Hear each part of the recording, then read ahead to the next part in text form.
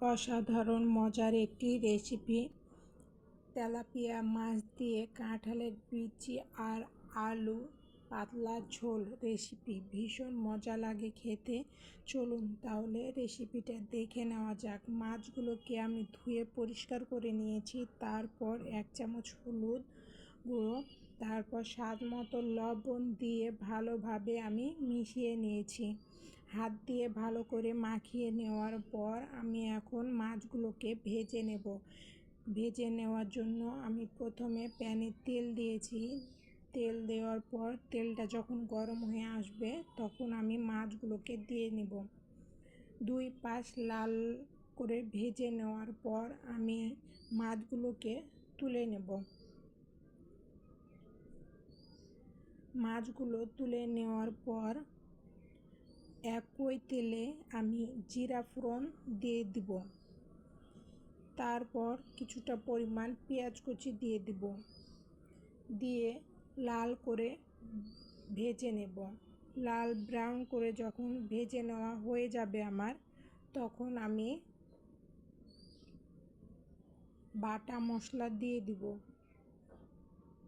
রসুন এবং জিরা বাটা দিয়ে দিব 2 চামচ। 2 চামচ রসুন এবং জিরা বাটা দেওয়ার পর আমি মশলাগুলো ভালোভাবে কষিয়ে নেব। কষিয়ে নেওয়া হয়ে আসলে আমি শুকনো উপকরণগুলো দিয়ে দিব। 1 চামচ হলুদ গুঁড়ো, 1/2 চামচ ধনিয়া গুঁড়ো, 1 চামচ মরিচ গুঁড়ো, স্বাদ মতো লবণ দিয়ে শুকনো উপকরণগুলো মিশিয়ে নেব।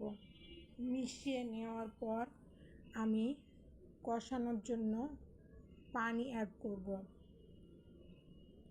আবারও ভালোভাবে আমি মশলাগুলো কষিয়ে নেব। মিডিয়াম টু লো আঁচে মশলাগুলো কষিয়ে নেওয়ার পর মশলার থেকে যখন তেল ছেড়ে আসবে তখন আমি কাঁঠালের বিচি এবং আলুগুলো ধুয়ে পরিষ্কার করে রেখেছিলাম, এগুলো দিয়ে দিব। দিয়ে আবারও মশলার সাথে ভালো করে মিশিয়ে নেব। মিশিয়ে নেওয়ার পর মিডিয়াম টু লো আঁচে আমি এটাকে ভালোভাবে কষিয়ে নিব। কষিয়ে নেওয়ার পর আমি এটাকে পরিমাণ মতো পানি দিয়ে দিব।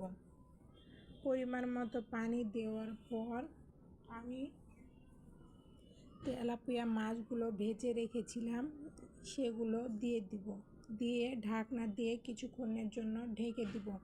বলক যখন চলে আসবে তখন আমি ঢাকনা তুলে আলতোভাবে নেড়ে দিয়ে মিডিয়াম টু লো আঁচে আমি এটাকে রান্না করে নেব। কিছুক্ষণের জন্য রান্না করে যখন পানিটা শুকিয়ে আসবে তখন তৈরি হয়ে যাবে আমার তেলাপিয়া মাছের তরকারি।